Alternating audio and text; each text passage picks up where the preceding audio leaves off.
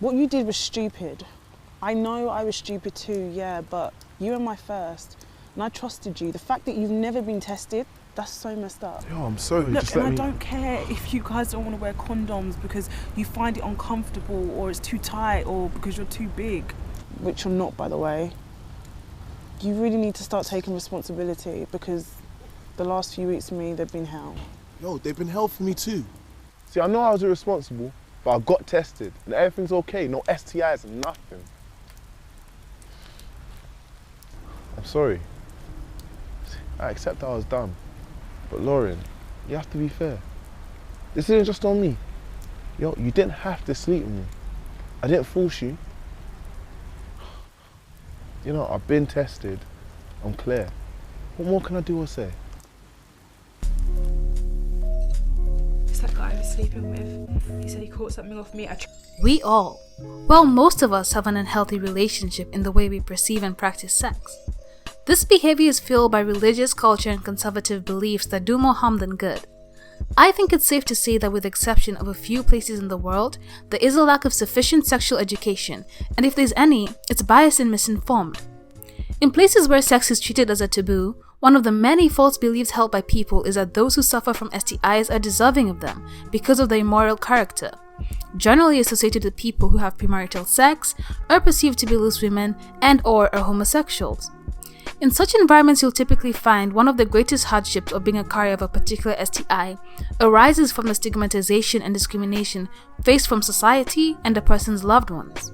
Furthermore, there also will be a lack of knowledge or access to effective treatment and prevention services. This lack of information on how to manage STIs puts people at greater risk of infection and drastically affects the infected individual's mental and physical health. It is because of this, our negative attitude and false beliefs towards STIs, which shames and isolates infected individuals and helps spread these diseases, that inspires me to make a video educating others and myself on STIs. Now, I have told you why I'm doing this, but what's an STI and why should you care? So, let's start with what is an STI. Sexually transmitted infections, STI for short, are infections that spread from person to person through sexual contact, which usually includes anal, vaginal, or oral sex. They are caused by bacteria, parasites, and viruses found in the blood, semen, or vaginal fluids. Now, there is a lot of confusion between the term STDs, sexually transmitted diseases, and STIs, sexually transmitted infections. Well, an infection is the physical source of the disease. People who become infected don't always experience any symptoms or have the infection develop into a disease.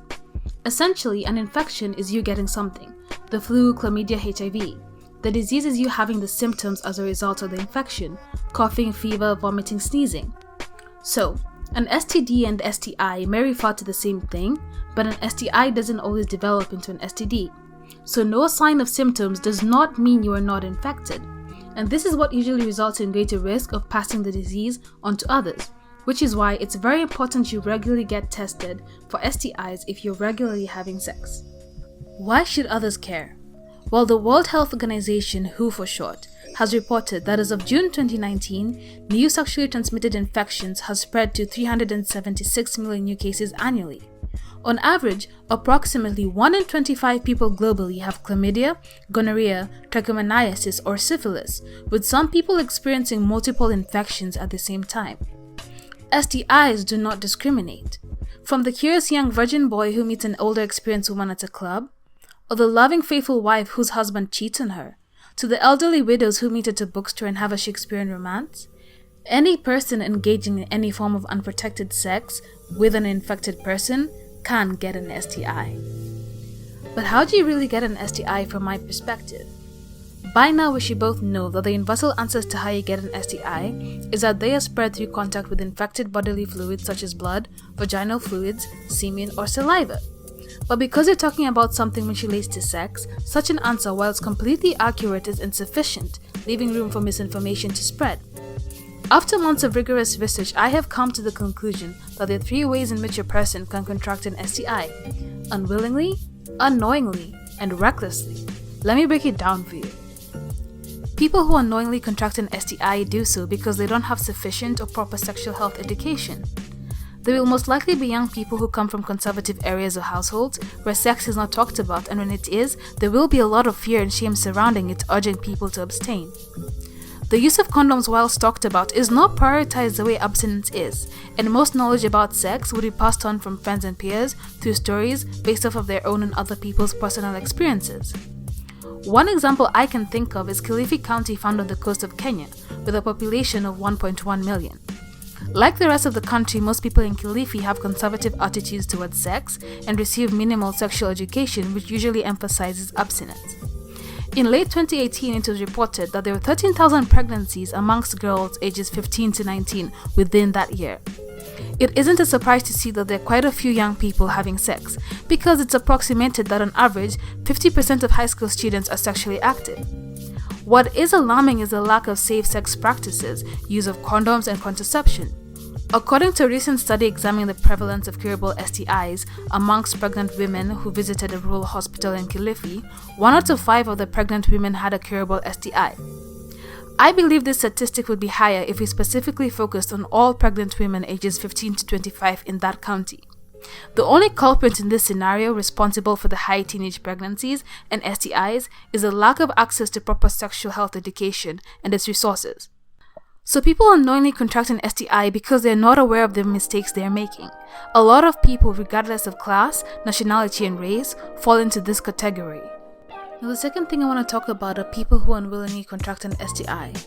They do so because they're put in situations which are entirely out of their control. The four most likely scenarios being, but not limited to, sexual assault, a partner's infidelity, intoxication, and unhygienic medical and beauty procedures. Approximately 35% of women worldwide have experienced sexual violence. However, most experts believe that this value is significantly underestimated, seeing as only 9% of rapes are reported. Furthermore, majority of women experience sexual assault at the hands of someone they know, such as their loved ones, and over the past few decades, studies have shown that women who are in violent relationships are much more likely to have an STI. Now, if you were paying attention earlier, you would have seen my statistic on the rates of infidelity amongst men and women.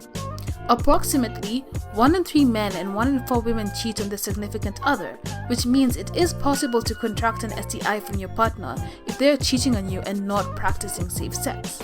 Alcohol, when taken in excess, inhibits a person's decision-making skills, leading to risky and damaging behaviors. Many studies examining excessive alcohol use and unsafe sex practices have determined there is a positive link between the two.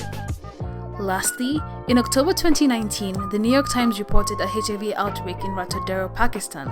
1 in every 200 residents tested positive for HIV, including 900 children. Residents blamed a particular physician who had treated most of the infected children and was believed to be using syringes and other medical equipment. But such unhygienic practices are present throughout the region. It could be a multiple factors leading to this outbreak, leading healthcare workers to suspect the number of people who are actually infected with HIV is much higher than reported. Unfortunately, because there is little to no education on STIs and conservative attitudes prevail, majority of the infected people have been ostracized by their families, with some being killed and others being secluded in their households. I am giving you all these facts and statistics to show you that there are millions of people out there who have contracted STIs and are probably going to contract an STI because of situations which are entirely out of their control. But the way we choose to treat them and the type of resources they receive are entirely in our control. So far I've mentioned 2 out of the 3 ways in which a person can contract an STI according to me. I strongly believe that 99% of the 376 million people who contract an STI annually do so either unknowingly or unwillingly. The last case are those who contract an STI recklessly. These are the few people who have received sufficient sexual health education and have access to its resources but choose not to adhere to its practices, putting themselves and others at risk of contracting an STI. However, as stated earlier, very few people have received proper sexual health education at an early age, either from schools or their households. I believe majority of people who have received sufficient sexual health education acquired it later on in life through the following: by teaching themselves, by learning it the hard way through contracting an STI, or pursuing a career in the healthcare industry and receive some sort of formal education on it. Which means that these people still live in societies with misinformed beliefs on sex and sexual health and were exposed to them before they were able to properly educate themselves on the matter. Therefore, they might still hold some biases towards STIs, the people who have them, and how they are acquired. There have been quite a few studies done on people who engage in risky and reckless behaviors. And some researchers believe that if the consequences of a particular action are lowered, then people are more likely to engage in risky activities. And if a person sees themselves less at risk and having less possibility of a negative outcome of the risky activity, then they are more likely to engage in it. Essentially, the biases we hold towards sex and the misinformation we have regarding safe sex can reduce an educated person's ability to understand the consequences of their reckless sexual behaviors. Now that I've explained to you the 3 different ways in which I believe a person can contract an STI by incorporating societal factors with a scientific explanation, you can now see that most people who have or will contract an STI or struggle with the infection do so because there's a lack of sufficient information on sexual health and its resources. We need to stop shaming people who have STIs, because the truth is anyone can contract an STI and abstinence is not the solution.